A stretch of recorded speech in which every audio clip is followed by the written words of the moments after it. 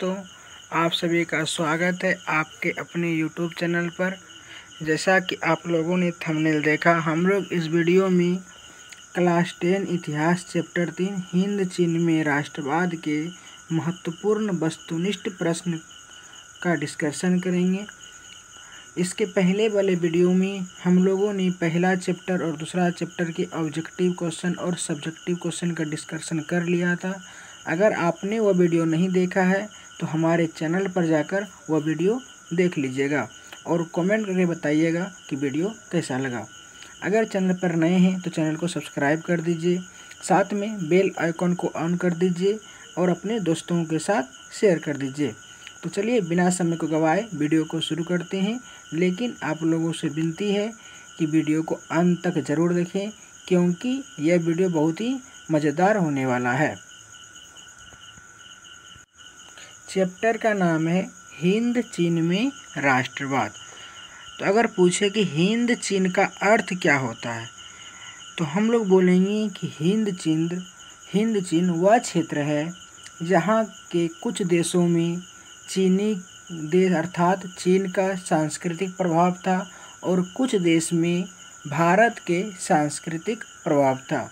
तो इस प्रकार के क्षेत्र को हिंद चीन क्षेत्र कहा जाता है। इसका विस्तार लगभग 3 लाख वर्ग किलोमीटर है।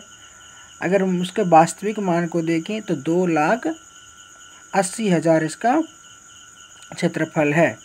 इसमें वियतनाम, लाओस और कंबोडिया के क्षेत्र आते हैं। और राष्ट्रवाद का मतलब होता है राष्ट्र के प्रति प्रेम, अपने देश के प्रति प्रेम। तो क्वेश्चन नंबर पहला है कि हिंद चीन में कौन से देश आते हैं। तो जैसा कि अभी हम लोगों ने देखा कि हिंद चीन में कंबोडिया, वियतनाम और लाओस आते हैं। तो इसका सही आंसर ऑप्शन नंबर सी हो जाएगा।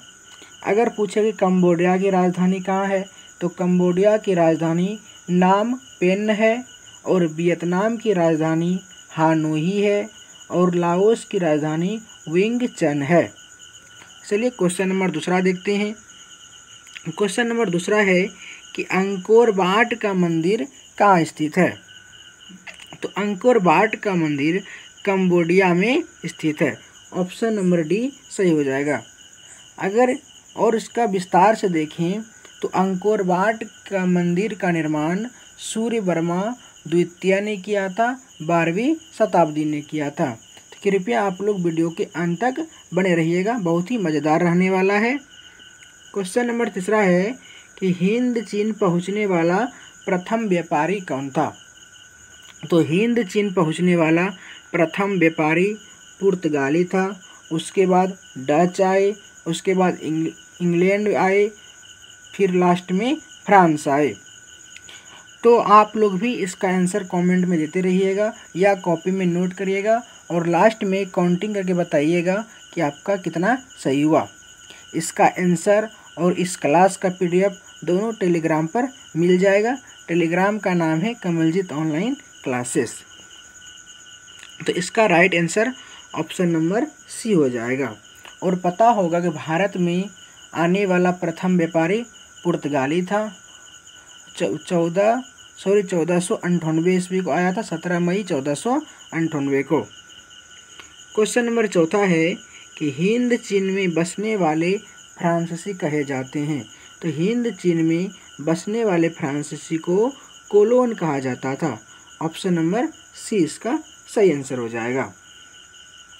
क्वेश्चन नंबर 5 है कि नरोत्तम सिंघानुक कहाँ के शासक थे। तो नरोत्तम सिंघानुक कंबोडिया के शासक थे। Option number D right answer हो जाएगा। क्वेश्चन नंबर 6 है कि the history of the loss of Vietnam किसने लिखा था। तो the history of the loss of Vietnam फान बोई चाउ के द्वारा लिखा गया था। ऑप्शन नंबर बी इसका सही है। फान बोई चाउ के बारे में अगर और विस्तार से जाने तो फान बोई चाउ ने एक क्रांतिकारी संगठन का निर्माण किया था जिसका नाम था दुई तान होई। इसका स्थापना 1903 में किया गया था और इसके नेता क्वांग दे थे। फान बोइचाओ लियांग कीचाओ से प्रभावित था।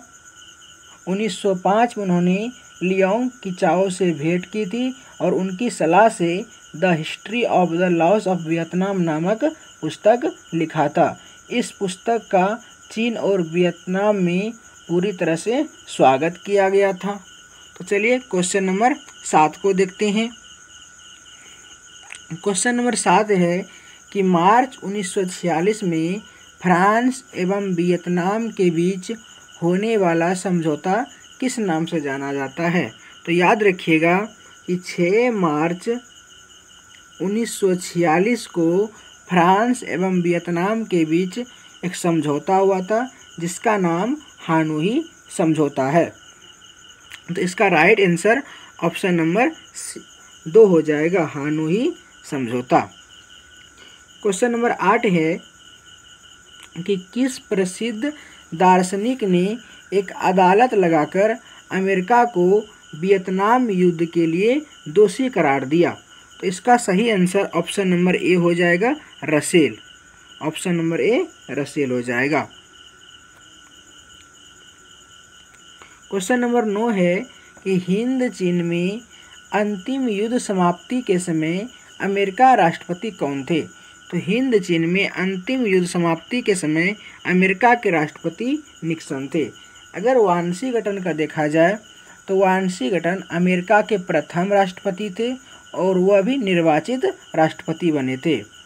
अमेरिका में 1787 को संविधान बना था और 1789 को अमेरिका में संविधान लागू किया गया था। क्वेश्चन नंबर 10 है कि होवा होवा आंदोलन किस प्रकृति का था। तो होवा होवा आंदोलन क्रांतिकारी धार्मिक प्रकृति का था। ऑप्शन नंबर डी इसका सही हो जाएगा। होवा होवा आंदोलन 1939 ईस्वी को शुरू किया गया था और इसका नेतृत्व हुइन फूसो ने किया था। नाम उसका लिख देते हैं, हुइन फूसो। क्वेश्चन नंबर 10 है कि किस समझौता के बाद पूरा वियतनाम 2 भागों में बट गया था। तो जेनोवा समझौता के बाद पूरा वियतनाम 2 भागों में बट गया था और जेनोवा समझौता 1954 ईस्वी में हुआ था।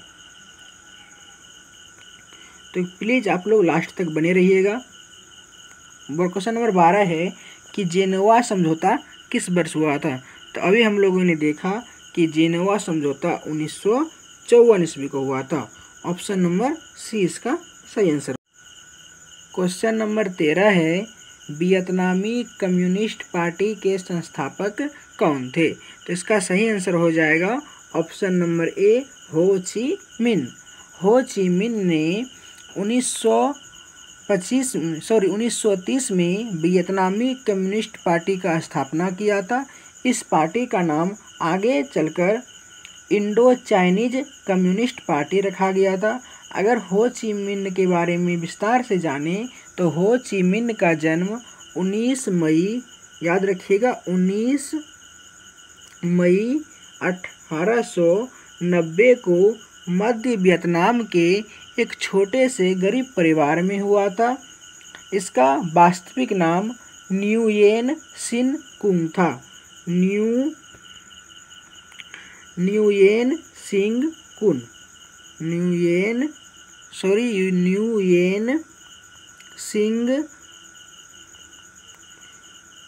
कुंग था। इसका वास्तविक नाम न्यूयेन सिंग कुन था। उसे न्यूयेन आई कुओक के नाम से भी जानते थे।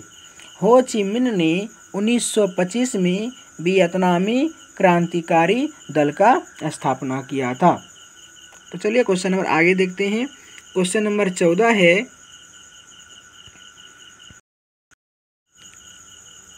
वियतनाम का प्रसिद्ध व्यापारिक बंदरगाह कौन था। तो इसका राइट आंसर हो जाएगा बी नंबर, फाइफो। लिखने में थोड़ी सी मिस्टेक हो गई है, इसका राइट आंसर बी हो जाएगा, फाइफो। तो याद रखिएगा वियतनाम का प्रसिद्ध बंदरगाह फाइफो था। क्वेश्चन नंबर 15 है कि कंबोडिया को स्वतंत्र राज्य की मान्यता कब प्राप्त हुई। तो कंबोडिया को स्वतंत्र राज्य की मान्यता 1954 ईस्वी को प्राप्त हुआ था, जो हमारा ऑप्शन नंबर डी है। तो इसका सही आंसर ऑप्शन नंबर डी हो जाएगा, 1954 ईस्वी। क्वेश्चन नंबर 16 है कि हो ची मिन्ह का शाब्दिक अर्थ क्या है। तो हो ची मिन्ह का शाब्दिक अर्थ पथ प्रदर्शक होता है, मतलब कि रास्ता दिखाने वाला। क्वेश्चन नंबर 17 है कि एकीकृत वियतनाम की स्थापना कब हुई थी। तो एकीकृत वियतनाम की स्थापना 1975 ईस्वी को हुआ था। ऑप्शन नंबर डी इसका सही आंसर होगा। अगर याद रखिएगा, अगर पूछिए कि वियतनाम आज़ाद कब हुआ था, अर्थात वियतनाम स्वतंत्र कब हुआ था, तो वियतनाम स्वतंत्र 2 सितंबर 1945 को हुआ था। उसके बाद वहाँ पर हो ची मिन्ह की सरकार बनी थी और वियतनाम गणराज्य बना था 25 अगस्त 1945 को, जिस दिन बाओ दाई ने पद त्याग किया था। बाओ दाई अन्नाम का शासक था। तो क्वेश्चन नंबर 18 है कि होआ होआ आंदोलन किस वर्ष शुरू हुआ था। तो याद रखिएगा, होआ होआ आंदोलन 1839 ईस्वी को शुरू हुआ था। ऑप्शन नंबर सी इसका सही आंसर है। और होआ होआ आंदोलन धार्मिक क्रांतिकारी आंदोलन था और इसका नेतृत्व हुइन फू सो ने किया था। क्वेश्चन नंबर 19 है कि फ्रेंच इंडो चाइना की स्थापना किस वर्ष हुई थी। तो फ्रेंच इंडो चाइना की स्थापना 1887 ईस्वी को हुआ था। ऑप्शन नंबर डी इसका सही आंसर है। ऑप्शन नंबर डी हो जाएगा इसका राइट आंसर। क्वेश्चन नंबर 20 है वियतनाम में टोकिन फ्री स्कूल की स्थापना कब हुई थी। तो वियतनाम में टोकिन फ्री स्कूल की स्थापना 1907 में हुआ था। ऑप्शन नंबर सी सही है। अगर इसके बारे में विस्तार से जानें तो वियतनाम में टोकिन फ्री स्कूल की स्थापना करने के पीछे उद्देश्य था पश्चिमी शिक्षा दिलाना। सामान्य शिक्षा के अतिरिक्त इस शिक्षा में विज्ञान की जानकारी, स्वच्छता एवं फ्रांसीसी भाषा की शिक्षा देना भी आवश्यक था। इसके लिए अलग अलग कक्षाओं की व्यवस्था की गई थी। छात्रों को पश्चिमी वेशभूषा अपनाने को कहा गया था। उनके लंबे बाल के स्थान पर छोटे बाल रखने को कहा गया। तो यह सभी इसके बारे में याद रखिएगा। क्वेश्चन नंबर 21 है कि लिखने में मिस्टेक हो गया है। क्वेश्चन नंबर 21 या 22 है, वियतनाम युद्ध की समाप्ति किस अमेरिकी राष्ट्रपति के समय हुई। तो वियतनामी युद्ध की समाप्ति निक्सन के समय हुआ था। इसका ऑप्शन नंबर बी सही आंसर हो जाएगा, निक्सन। क्वेश्चन नंबर 23 है कि हिंद चीन में कौन राष्ट्र शामिल नहीं था। तो हिंद चीन में वियतनाम थे, लाओस थे और कंबोडिया थे, लेकिन इसमें चीन शामिल नहीं था। तो इसका right answer option number C हो जाएगा, चीन। क्वेश्चन नंबर 24 है कि हो ची मिन्ह का दूसरा नाम क्या था। तो हो ची मिन्ह का दूसरा नाम न्यूगन आई क्वॉक था। ऑप्शन नंबर बी इसका सही आंसर हो जाएगा। अगर ऑप्शन नंबर ए देखें, जोनुगन एन आई जो है यह अनामी दल का संस्थापक था। ऑप्शन नंबर ए इसका सही आंसर, ऑप्शन नंबर ए हो जाएगा। और हो ची मिन्ह का दूसरा नाम न्यूगन आई क्वॉक था। इसका सही आंसर ऑप्शन नंबर बी होगा। क्वेश्चन नंबर 25 है कि वियतनामी राष्ट्रवादी दल की स्थापना कब हुई थी। तो वियतनामी राष्ट्रवादी दल की स्थापना देशभक्तों ने किया था और 1914 ईस्वी में किया था। ऑप्शन नंबर ए सही हो जाएगा। क्वेश्चन नंबर 26 है कि वियतनाम में क्रांतिकारी दल की स्थापना कब हुआ था। तो वियतनाम में क्रांतिकारी दल की स्थापना 1925 में हुआ था। ऑप्शन नंबर इसका बी सही आंसर है। और यह भी याद रखिएगा कि हो ची मिन्ह ने किया था। हो ची मिन्ह के बारे में बता चुके हैं। क्वेश्चन नंबर 27 है कि वियतनामी कम्युनिस्ट पार्टी की स्थापना कब हुआ था। तो वियतनामी कम्युनिस्ट पार्टी की स्थापना हो ची मिन्ह ने किया था और 1930 ईस्वी में किया था। क्वेश्चन नंबर 28 देखते हैं, दुई तान होई। दुई तान होई क्या है। तो दुई तान होई एक क्रांतिकारी संगठन था जिसका स्थापना फान बोई चाऊ ने किया था, 1903 ईस्वी में किया था और इसके नेता कुआंग दे थे। क्वेश्चन नंबर 29 है, चीनी बहिष्कार आंदोलन कब हुआ था। तो चीनी बहिष्कार आंदोलन 1919 ईस्वी को हुआ था।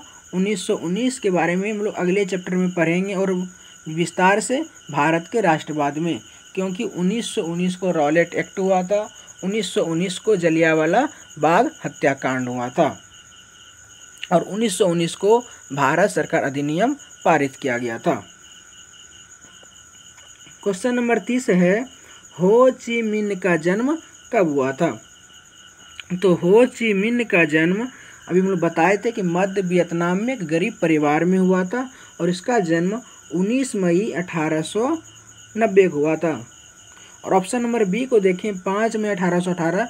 तो आपको याद होगा मैंने बताया था कि 5 मई 1818 को कार्ल मार्कस का जन्म हुआ था। और ऑप्शन नंबर सी देखें, 21 जनवरी 1793। तो 21 जनवरी 1793 को लुई सोलमा को गुलेटिन पर चढ़ाकर फांसी दे दिया था। तो आप लोग बताइएगा कि यह वीडियो आपको कैसा लगा। अगर वीडियो अच्छी लगी है तो प्लीज़ वीडियो को लाइक कर दीजिएगा और अपने दोस्तों के साथ शेयर कर दीजिएगा। और चैनल पर नए हैं तो चैनल को सब्सक्राइब कर दीजिएगा। इस क्लास का PDF आपको हमारे टेलीग्राम चैनल पर मिल जाएगा।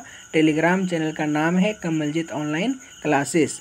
और आप लोग यह बताइएगा कि 30 क्वेश्चन में से आपका कितना क्वेश्चन सही हुआ और इसका आंसर आपको टेलीग्राम पर भी मिल जाएगा। और पिछले जितने भी क्लास लिए हैं उन सभी का PDF आपको टेलीग्राम पर मिल जाएगा, तो आप वहां से डाउनलोड करके कॉपी में नोट कर लीजिएगा।